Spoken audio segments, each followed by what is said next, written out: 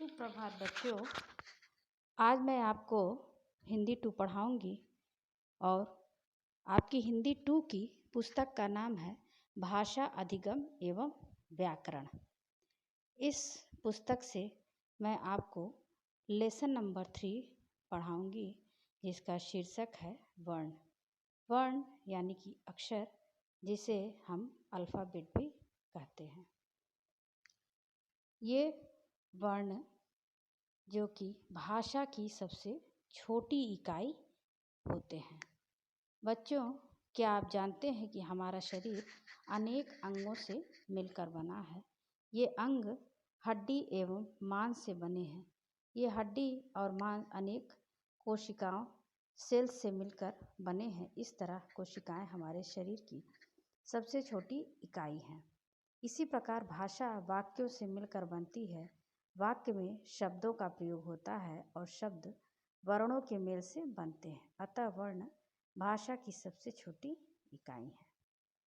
वर्ण क्या है बच्चों? अ, ई, क, म, ल।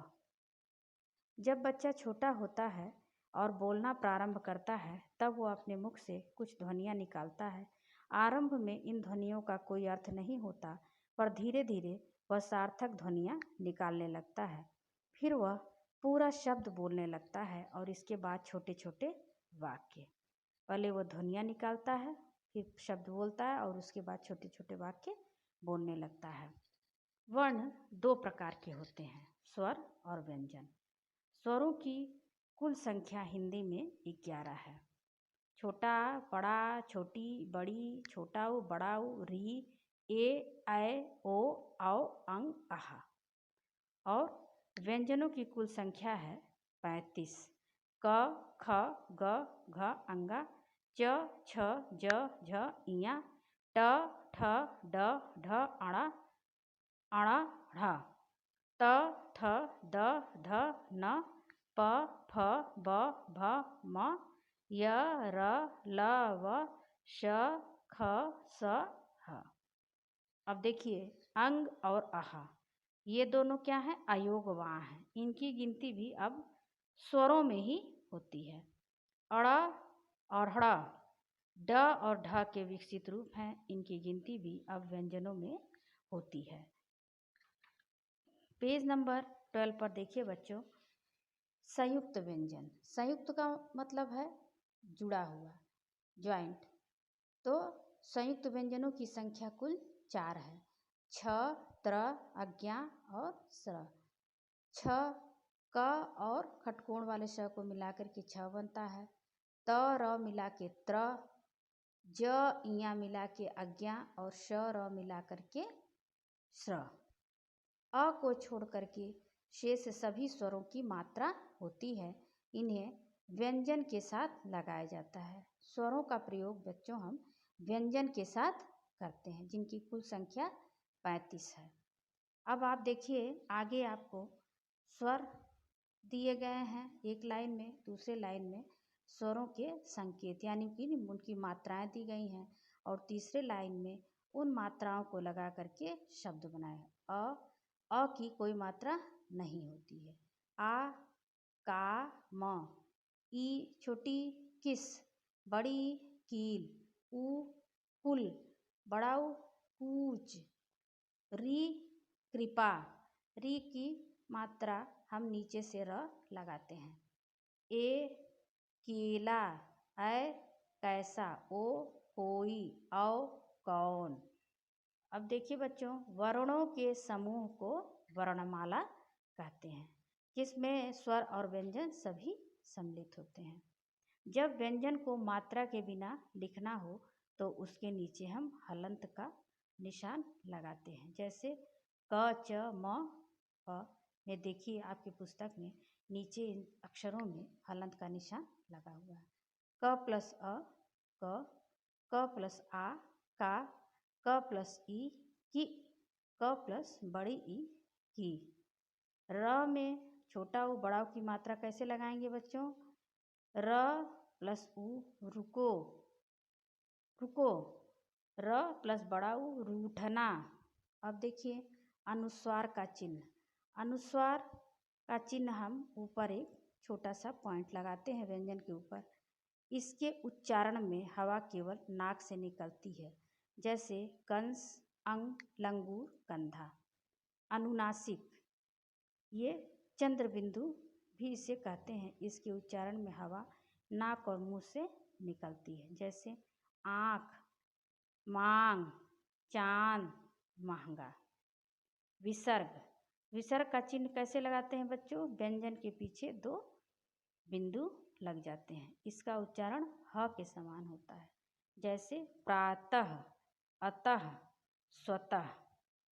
अब र के विभिन्न रूप देखिए, जैसे प में लग गया है तो प्रकार, ट में लगा है ट्रक, धर्म, धर्म।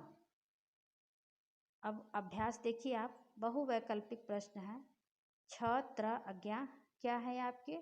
संयुक्त व्यंजन है। अ को छोड़कर सभी की स्वरों की मात्रा होती है। जब व्यंजन को मात्रा के बिना लिखना हो तो उसके नीचे हलंत लगाते हैं। अंग अह को अयोगवा कहते हैं। एक तरफ मिलान करने में एक तरफ आपके स्वर दिए गए हैं और दूसरे तरफ उनसे बने शब्द दिए गए, इनसे आपको मिलाना है। नीचे लिखे वाक्यों के कुछ शब्दों में मात्राओं का प्रयोग छूट गया है, आप मात्रा लगाकर दोबारा लिखेंगे।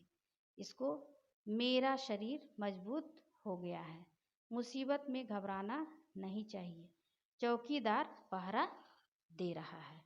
अब पेज नंबर 14 आप ओपन कीजिए। नीचे लिखे शब्दों में से सही शब्द का पर गोला बनाइए। इनमें से जो सही शब्द है उस पर आपको एक गोला बनाना है। कठिनाई इसमें सही है। नंबर 1 में कठिनाई जो पहले नंबर पर लिखा है वो सही है, उस पर आपको गोला बनाना है। नंबर 2 पर जो तीसरा वर्ड है चौकीदार वो सही है। नंबर 3 पर पहला शब्द जो लिखा है प्रशंसा, उसको हम सर्किल बना देंगे। नंबर 4 पर जो दूसरे नंबर का शब्द है पिकनिक वो सही है, इसको आप सर्किल बनाइए। अंगा वाला अभ्यास है, व और ब का अंतर स्पष्ट करते हुए आपको पढ़ना है। री का प्रयोग करते हुए निम्नलिखित शब्दों को पुनः लिखना है, जैसे ऋतु, ऋतु। वृक्ष को आप नीचे व में र लगा करके लिखेंगे। रिक्त स्थानों की पूर्ति आपको करनी है। वर्ण भाषा की सबसे छोटी इकाई है। स्वरों की संख्या 11 है। हिंदी में कुल 35 व्यंजन होते हैं। वर्णों का समूह वर्णमाला कहलाता है। अब ज का अभ्यास देखिए, सही या गलत का निशान लगाना है। नंबर 1 राजीव, इसमें प्रत्येक अक्षर को अलग अलग करके लिखा गया है।